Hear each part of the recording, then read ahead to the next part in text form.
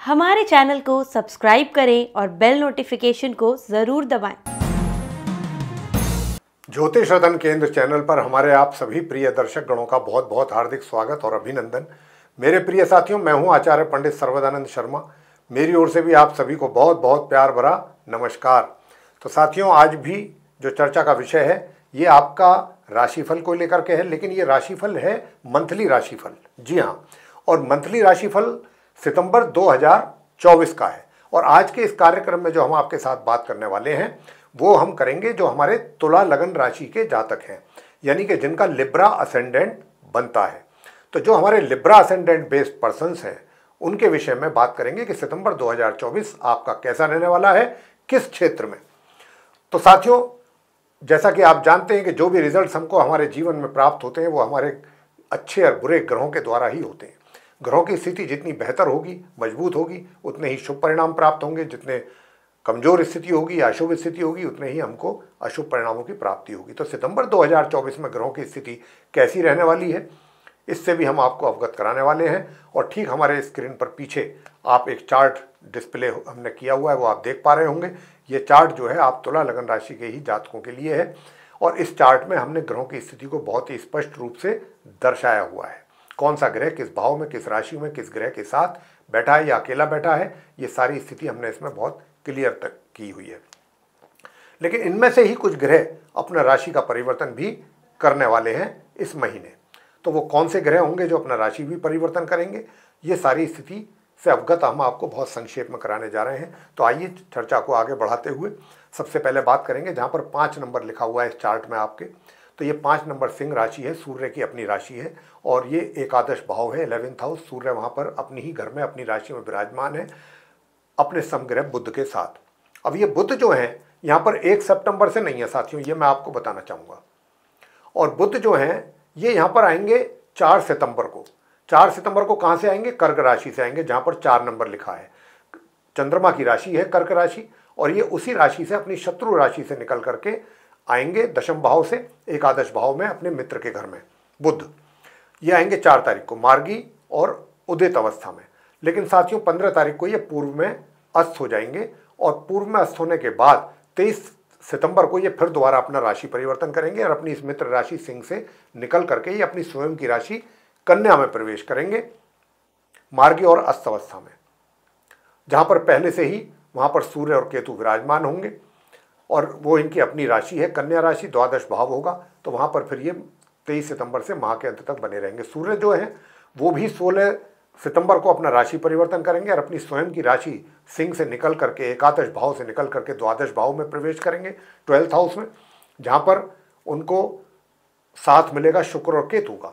लेकिन शुक्र का साथ मात्र 2 दिन के लिए रहेगा, क्योंकि जैसे ही 16 तारीख को ये अपनी सम राशि कन्या में प्रवेश करेंगे 12th हाउस में, तो शुक्र जो है 18 सितंबर को अपना मार्गी और उदित अवस्था में राशि का परिवर्तन करते हुए अपनी नीच राशि है ये इनकी, जहाँ पर इस समय शुक्र को आप बैठा हुआ देख रहे हैं कन्या राशि में। तो ये अपनी इस नीच राशि से निकलेंगे 18 सितंबर को। 16 सितंबर को यहाँ पर सूर्य आ जाएंगे, 2 दिन बाद शुक्र इसी राशि से निकल जाएंगे अपनी नीच राशि से। और कहाँ जाएंगे? मार्गी और उदित अवस्था में अपनी स्वयं की राशि तुला में जाएंगे, जहाँ पर 7 नंबर लिखा है, 7 नंबर लगन भाव में। और फिर माह के अंत तक वहाँ बने रहेंगे। और सूर्य और केतु दोनों माह के अंत तक कन्या राशि में द्वादश भाव में बने रहेंगे। बात केतु की कर लेते हैं, तो केतु पूरे महीने ही कन्या राशि में अपनी सम राशि में बने रहेंगे।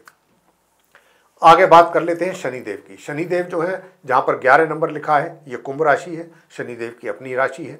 और शनिदेव अपनी राशि में अपने घर में पंचम भाव 5th हाउस में बने हुए हैं वक्री और उदित अवस्था में, यानी कि इनकी उल्टी चाल है, ये उल्टी चाल चल रहे हैं, लेकिन बने हुए अपने घर में हैं और इस महीने पूरे ऐसे ही बने रहेंगे। राहु की बात कर लेते हैं। राहु जो है अपनी सम राशि मीन में गुरु बृहस्पति के घर में उनकी राशि में 6ठे भाव में बने हुए पूरे महीने इसी प्रकार बने रहेंगे। अब बात करेंगे बृहस्पति की। गुरु बृहस्पति जहाँ पर 2 नंबर लिखा हुआ है, ये वृषभ राशि है, शुक्र की राशि है और शुक्र के घर में मार्गी और उदित अवस्था में बृहस्पति बने हुए हैं और पूरे महीने ऐसे ही बने रहेंगे। आगे बात करेंगे मंगल ग्रह की साथियों। तो मंगल जो है मार्गी और उदित अवस्था में पूरे महीने अपनी शत्रु राशि मिथुन में 9वें भाव में बने हुए हैं और इसी प्रकार बने रहेंगे। तो ये स्थिति रहने वाली है ग्रहों की। अब इन ग्रहों की इस स्थिति के आधार पर आपसे चर्चा करेंगे, बात करेंगे कि आप तुला राशि के जो जातक हैं उनके लिए अलग अलग फील्ड्स में किस प्रकार के रिजल्ट्स मिलने जा रहे हैं। अंत में आपको हम कुछ साधारण और सरल और ऐसे अचूक उपाय देंगे जिनसे आपको करने से आपको बहुत और अच्छे बेहतर परिणामों की प्राप्ति हो सकती है। तो साथियों, सबसे पहले बात करते हैं आपके करियर की, आपके प्रोफेशन की, कि आपका करियर प्रोफेशन कैसा रहने वाला है। तो साथियों, मैं आपसे बताना चाहूँगा कि क्योंकि आपके करियर के लॉर्ड जो हैं वो चंद्रमा हैं, तो आपको इस पूरे ही महीने अपने करियर से संबंधित मिले जुले परिणामों की प्राप्ति के योग बन रहे हैं। कोई दिन ऐसा होगा कि जिस दिन आप काफ़ी संतुष्ट रहेंगे अपने कार्यों से, कोई दिन ऐसा भी आ सकता है कि जिस दिन आपको थोड़ी निराशा भी हो सकती है, कोई दिन आपको ऐसा भी आ सकता है कि जिसमें आपको थोड़ा सा आपके मान सम्मान में कमी भी आ सकती है। कहने का भाव ये है, कोई दिन ऐसा भी आएगा कि जिसमें आपके मान सम्मान में वृद्धि होगी या आपको अच्छा एप्रिसिएशन। कहने का भाव यही है कि पूरे महीने सितंबर 2024 में तुला लगन राशि के जातकों को उनके कार्य क्षेत्र से संबंधित मिले जुले परिणामों की प्राप्ति के योग हैं। धन की बात कर लेते हैं। तो प्रिय साथियों, धन का जो आगमन है ये पहले 15 दिन महीने के आपको धन का अच्छा आगमन रहेगा। धन का लाभ होने की पूरी संभावना यहाँ पर बन रही हुई है। और मित्रों का भी पहले 15 दिन बहुत अच्छा सहयोग आपको मिलेगा। और साथियों,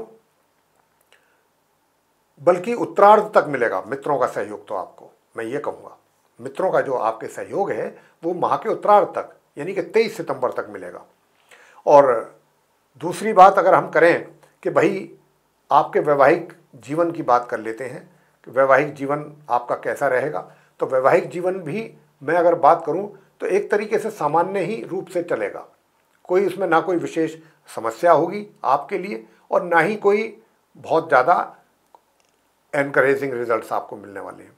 बहुत ज़्यादा एक्साइटमेंट भी नहीं रहेगी, एक सामान्य जीवन जैसे चलता है ऐसे ही चलने वाला है। सुख सुविधाओं की अगर बात करें तो सुख सुविधाओं के लाभ में थोड़ी सी कमी के संकेत मिले हुए हैं, बन रहे हैं, मतलब मिलेंगे आपको। सुख सुविधाओं का जो लाभ है वो कम मात्रा में मिल पाएगा।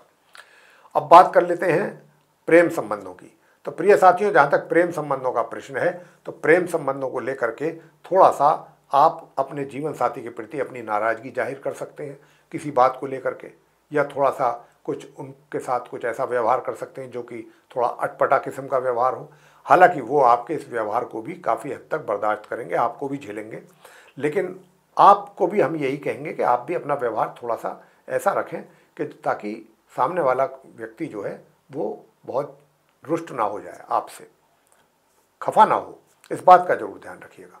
और अननेसेसरीली वाद विवाद खड़ा करना, झगड़ा करना, ये ठीक नहीं होता। तो प्रिय साथियों, इस बात का जरूर ध्यान रखिएगा। अपने मित्र के साथ थोड़ा सा सामान्य तरीके से अपने अच्छा व्यवहार रखिएगा ताकि सामान्य संबंध बने रहें, उनमें किसी प्रकार की टेंशन क्रिएट ना हो, जबकि इस बात की संभावना है टेंशन बनने की, इसीलिए आपको सचेत कर रहे हैं। अब बात करते हैं वैवाहिक संबंधों की। तो वैवाहिक संबंध तो मैंने आपको बताए हैं कि सामान्य रहेंगे, सामान्य बने रहेंगे। उसमें किसी प्रकार की कोई ना तो कोई बहुत ज़्यादा आपको कोई एक्साइटमेंट रहने वाली है अपने जीवन साथ, मतलब जैसे एक सामान्य ज़िंदगी चलती है, मैरिड लाइफ ऐसे ही चलेगी। अब आगे बात करते हैं कि भाई आपके पारिवारिक संबंध कैसे रहेंगे। पारिवारिक संबंध बहुत अच्छे रहेंगे, उत्तम रहेंगे, बहुत अच्छे। और आपके जो घर के बड़े हैं उनका भी आपको आशीर्वाद जरूर लेना चाहिए। किसी बात को लेकर के उनके अपमान नहीं करना है, बेशक चाहे वो आपसे नाराज़ हों या आपसे क्रोधित हों, लेकिन आप उनका किसी बात को लेकर के अपमान ना करें और उल्टा उनका पाँव छू करके प्रातःकाल जब सो करके उठते हैं तो आशीर्वाद लें, ताकि आपका पूरा दिन बहुत अच्छा जाए। प्रिय साथियों, जहाँ तक भाग्य का प्रश्न है तो भाग्य में थोड़े से अवरोध पैदा जरूर हो रहे हैं, भाग्य में कुछ कमी है। तो इस बात का भी थोड़ा ध्यान रखना पड़ेगा कि आपको अपने पराक्रम पे अधिक ध्यान देना पड़ेगा। अगर आपने अपने पराक्रम पर ध्यान नहीं दिया तो भाग्य का भी साथ आपको नहीं मिलने वाला, ये ध्यान रखिएगा यहाँ पर। क्योंकि मैं देख पा रहा हूँ कि पराक्रम में कुछ या एनर्जी लेवल में कुछ कमी बन रही है, तो ऐसा ना हो उसके लिए उपाय आपको हम जरूर देंगे कि ताकि आपका एक तरीके से ये सब चीज़ें जो है पराक्रम भी बना रहे, मेहनत भी करते रहें आप। और प्रिय साथियों, शिक्षा की बात अगर करें तो शिक्षा संबंधित कुछ अच्छे और बेहतर परिणाम छात्रों को प्राप्त होने की संभावना बन रही है, लेकिन हायर स्टडीज़ करने वाले स्टूडेंट्स को अच्छी मेहनत करनी पड़ेगी अगर आप चाहते हैं अपने अनुकूल परिणामों की प्राप्ति करना। अब बात कर लेते हैं संतान को लेकर के। संतान के द्वारा भी माता पिता को सामान्य से मध्यम परिणामों की प्राप्ति के योग हैं। स्वास्थ्य की बात कर लेते हैं। स्वास्थ्य आपका सामान्य बना रहेगा, लेकिन 16 यानी कि माह के मध्य के उपरांत आपके स्वास्थ्य में भी कमी आ सकती है और शत्रु भी सर उठा सकते हैं। तो माह मध्य से आपको अपने स्वास्थ्य के प्रति भी सचेत रहना है और दूसरा अपने विरोधियों से भी। तो ये स्थिति आपकी सितंबर के महीने में रहने वाली है। उपाय आपको क्या करने चाहिए? सूर्य देव को जल देना बिल्कुल ना भूलें। नित्य प्रतिदिन जल दें आप प्रिय साथियों, और माँ दुर्गा जी की पूजा अवश्य करते रहें, चाहे दुर्गा चालीसा का पाठ करें, और एक गौ माता को रोटी जरूर खिलाएं देसी घी लगा करके। ये छोटे छोटे उपाय करेंगे तो आपको बहुत अच्छे परिणाम प्राप्त हो जाएंगे। और बृहस्पतिवार के दिन, सिर्फ बृहस्पतिवार के दिन, गुरुवार के दिन आपको केले के वृक्ष की पूजा करनी है। तो प्रिय साथियों, ये था आप तुला लगन राशि के जो जातक हैं उनका मंथली राशिफल सितंबर 2024 का। आपको ये चर्चा पसंद आई, ये वीडियो पसंद आया तो आप इसको लाइक जरूर करें, चैनल को भी सब्सक्राइब करना ना भूलें। अधिक से अधिक मात्रा में अगर आप इस वीडियो को शेयर करते हैं तो दूसरे लोगों को भी जानकारी का लाभ मिल पाएगा। और यदि आप ऐसा चाहते हैं कि आने वाले दिनों में जो भी वीडियोज़ हमारे एस्ट्रोलॉजी के टॉपिक पर बनते हैं वे सभी आप तक पहुंच सकें, उनकी नोटिफिकेशन पहुंच सके और आप उनका लाभ ले सकें, तो फिर आप बेल आइकन जरूर दबा दीजिए। तो इसी के साथ अब हम अपनी वाणी को देंगे विराम और अपने आप सभी प्रिय दर्शक गणों से लेंगे इजाज़त। आप सभी का सहृदय बहुत बहुत धन्यवाद। जय माता दी।